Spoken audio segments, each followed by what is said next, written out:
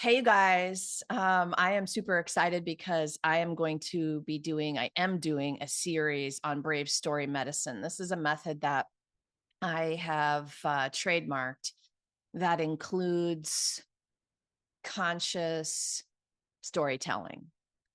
And oh my gosh, there's so much more to it. And that's why it's going to be a 5-part series. On my blog, you guys are going to get some juicy tidbits on video. So, welcome to this series. I want to help you understand Brave Story Medicine, the method, how we use it to help our authors publish stories that change the world.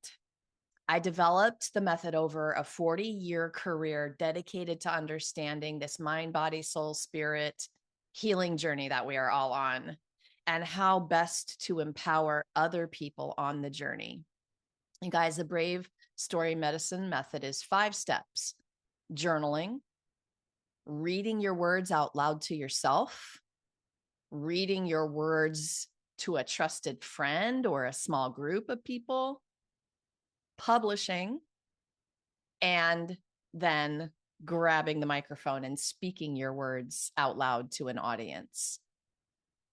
I started with step 1 at the age of 15. I started writing, scribbling all the things in my journals. I started doing that for so many different reasons, but I was definitely a go-getter, motivated, athlete, all the things. And I have to admit, most of my pages in my journals were probably about boys, and they definitely had corny poems in them. But I was also a goal setter. And so I started using my journals for lots of different things.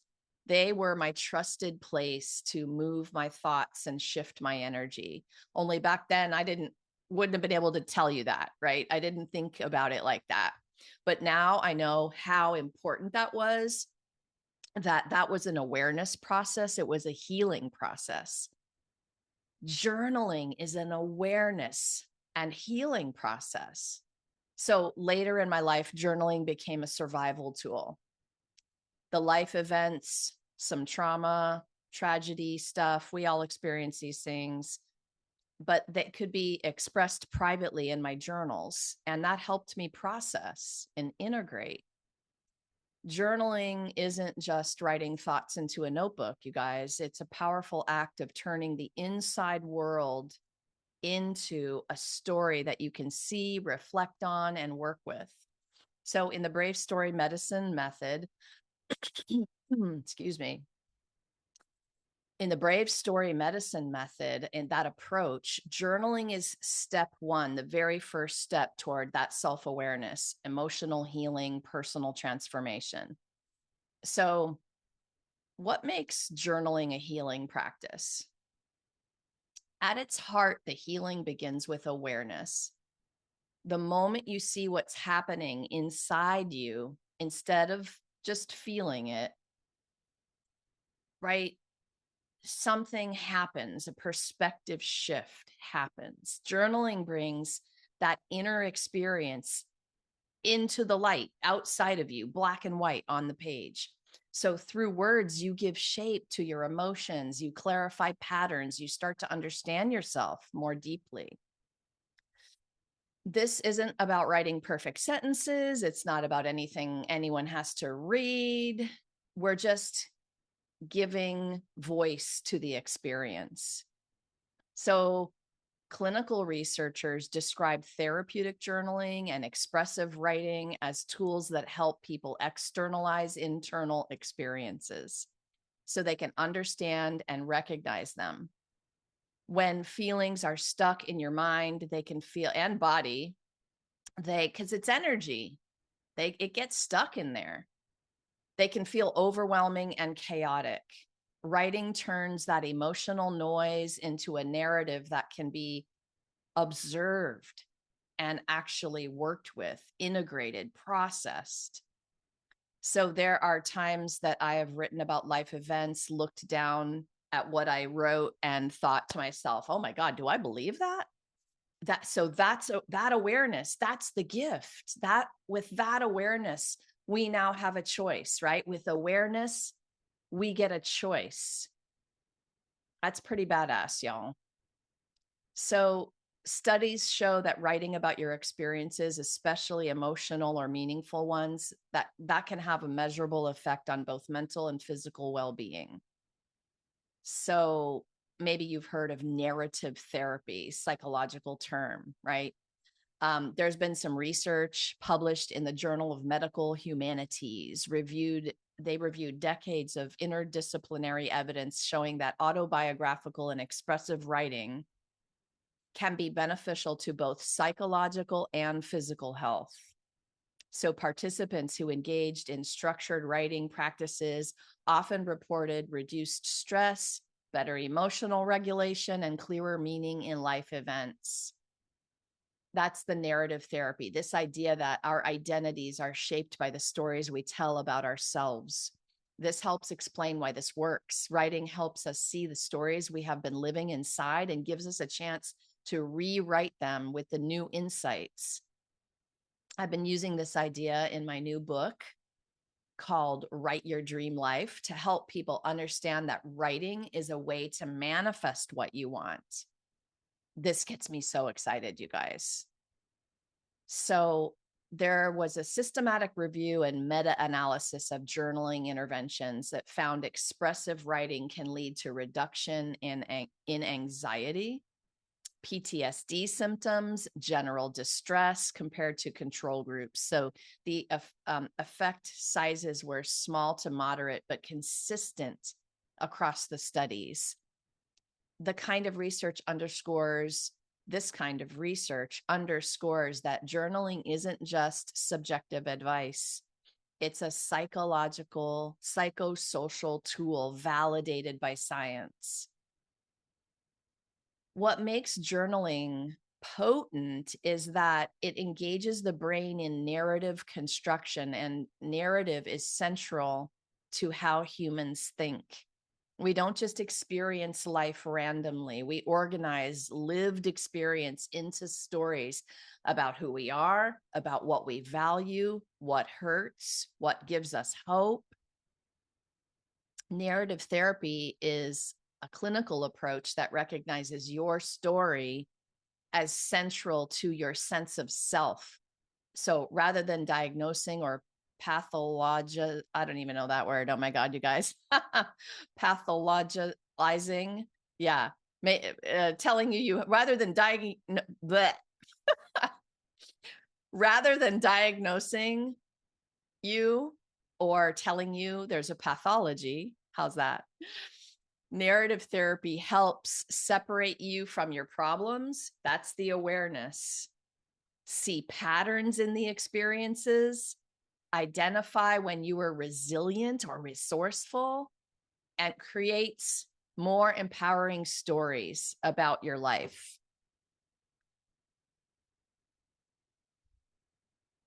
So traditional therapeutic writing uses these principles. By writing about events and feelings, you get to observe the patterns and the themes in your life story rather than being lost inside them, sucked up into them and not separated, right? That awareness, that separation. This is the miracle magic of this.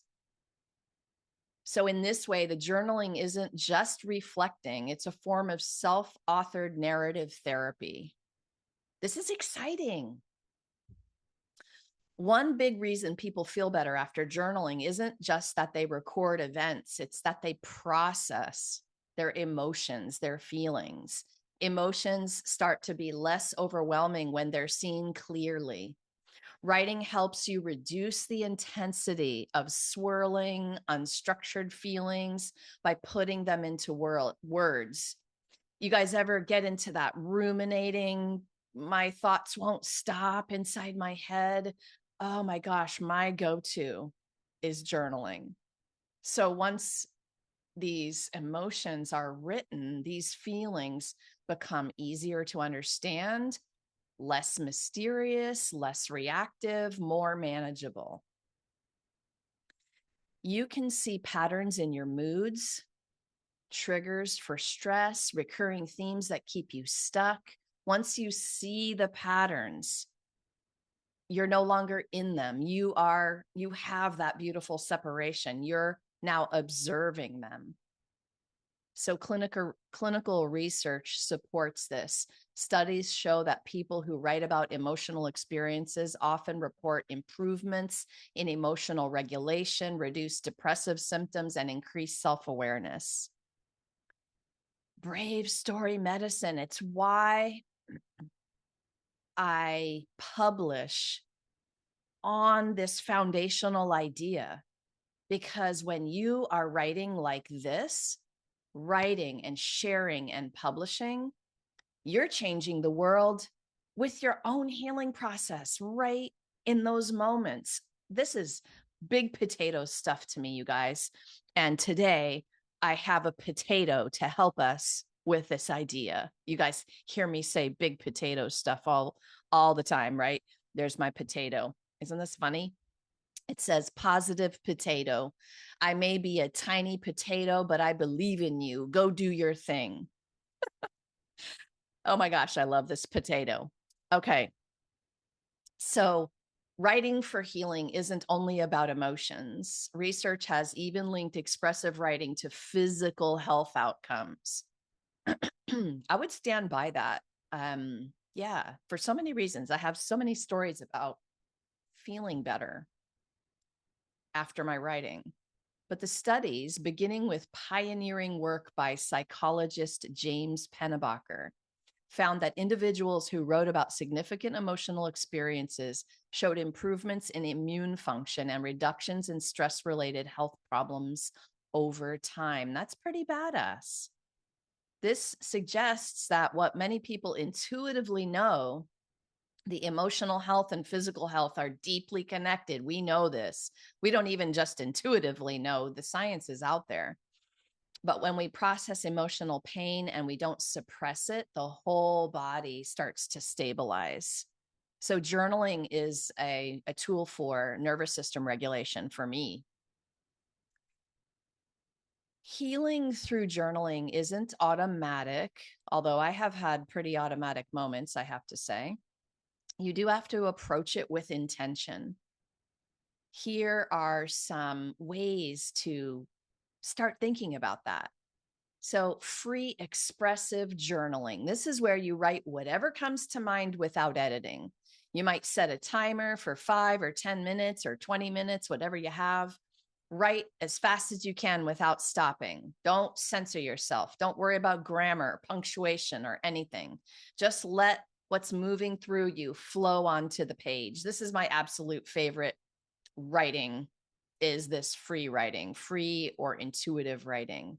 This practice helps you get what's inside out onto the page. I write to Feng Shui my soul first and foremost. This is that kind of writing. It's clearing a space. When you do emotional event journaling, you can pick a strong emotion or recent experience: joy, grief, anxiety, anger. Explore it deeply. Ask yourself, what happened? What did I feel? What meaning did I make of the experience? How has this shaped my story? This kind of journaling is next level. Got a little bit more focus and a little bit more intention on something you're feeling. I do this kind of journaling a lot. And I've learned over the years that sometimes the decision needs to be that I burn that writing because if I'm moving that kind of stuff out of me and it's negative, then I want to clear the energy afterward. If it's joyful, I'm going to use those pages as manifesting pages, right? Well, we may talk about that in another minute. So, reflective prompt journaling. I love prompts. Oh my gosh, I love prompts. I have Good Vibes 365. That's the name of a book, a whole journaling prompt book. I hope you guys go buy it. You're going to love that if you love prompts. It'll give you a prompt for every single day of the year. You don't have to start anywhere. You can open the book and pick one. But try writing with prompts like, what am I feeling right now and why? My go-to prompt is I feel, and I just go, right? What belief about myself came up today? It's another prompt. What story am I telling myself about this challenge? What do I need to hear today? Those are all great prompts. Oh my gosh, there's a million of them. So, Good Vibes 365. Go grab that prompt book. I think you're going to really love it. These questions or prompts help you turn a raw experience into narrative insight. That is the bonus about that kind of journaling.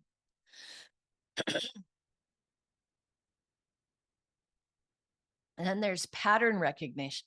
Sorry. Then there's pattern recognition journaling. So after a few days or weeks, you can read back through your entries, look for recurring thoughts, emotional triggers, themes that tie these entries together. This reflection is the step where awareness starts to expand and gain power, recognizing patterns of old thoughts, old unhelpful, conditioned, self-sabotaging BS. It shows up in front of you and you're like, whoa, look at that, right? And there's the awareness and there's the choice. So there are some myths about journaling and healing. One of them is journaling is just venting. So it feels like it sometimes. I did that for many, many years and many, many volumes of my journaling, but healing writing does more than vent.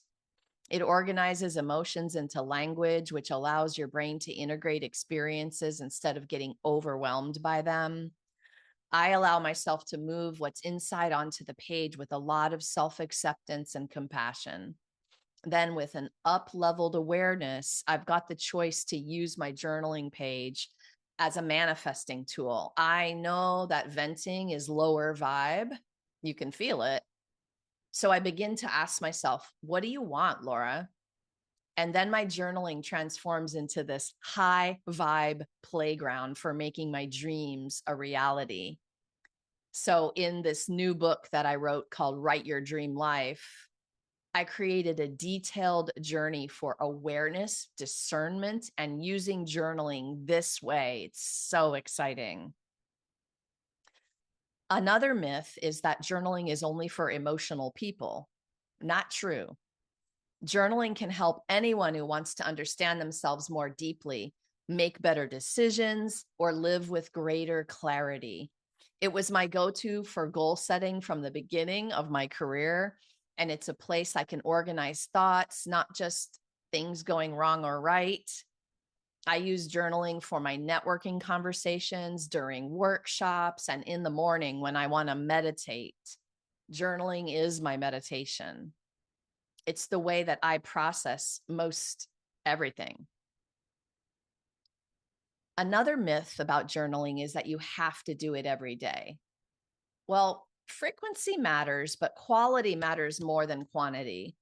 So even occasional deep reflective journaling can shift perspective and awareness.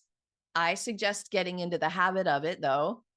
And writing every day was the start of being able to write pretty much anything on the spot for me, including content, blogs, books, all the things. But don't let that get in your way that it has to be every single day, because in the beginning of the journey, some is better than none, you guys. So when should we use journaling as part of a therapeutic journey? Journaling is a powerful tool, but it isn't a replacement for therapy, especially for those with severe trauma, ongoing crises, or complex mental health conditions. Instead, journaling works best as a complement to therapy, a daily self-care practice, a reflective space for processing thoughts, and a way to track growth and change over time.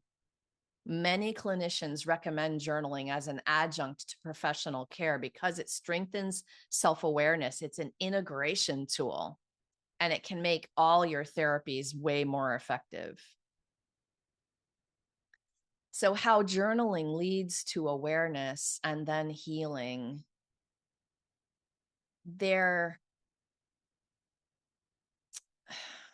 Journaling leads to awareness and then healing. It makes the invisible visible. thoughts, feelings living inside your mind, chaotic, becomes something you can look at and work with. I think that is a takeaway. Journaling separates you from your experience. That's the awareness. Take a couple steps back and observe. You go from being overwhelmed by emotion to observing it on the page, which gives you the space, the very important space and perspective you need to respond instead of react. And journaling creates a narrative you can revise. Once you see your story written down, you can begin to understand it, choose what stays, and begin to rewrite limiting or painful narratives. Healing doesn't always mean forgetting what hurts. Sometimes healing means understanding it well enough to live beyond it. That's the kind of transformation that journaling, done with intention, can begin. So, what are some of the takeaways today? Start small, even if you start with 5 minutes of expressive journaling, it's enough to begin.